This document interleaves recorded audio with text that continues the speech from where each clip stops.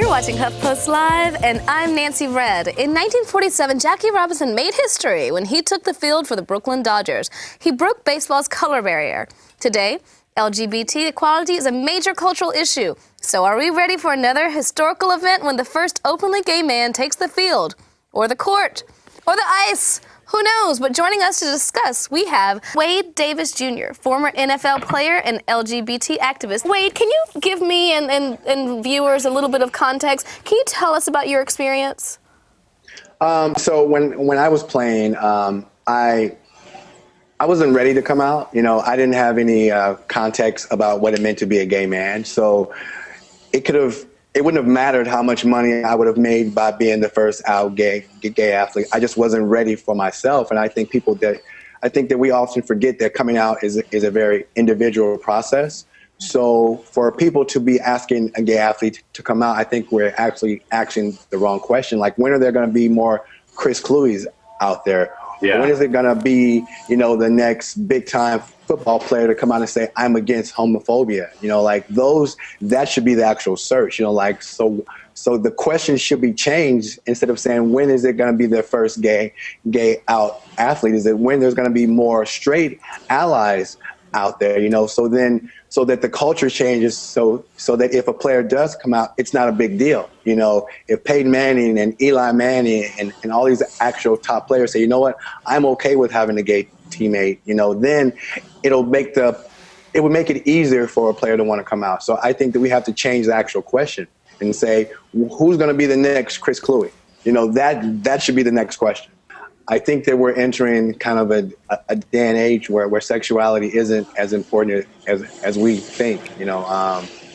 I also think that the misogyny that exists, you know, out there, where there's been female athletes that have been out, you know, who don't get the same press, you know, of an NFL player or a hockey player. Like, I would love to see Orlando Cruz get as much press as if he was a football player. So I think that there's this witch hunt for not just, you know, a gay athlete to come out, but the gay athlete to come out, you know, that's a quarterback or a running back or a star receiver or a pitcher. Wade, I know in your experience, a lot of kids are very much into sports. This is not only an excellent opportunity to teach tolerance, but to take away fears of what it actually means to be gay. Because you said you didn't even know what that meant, what that could be for you.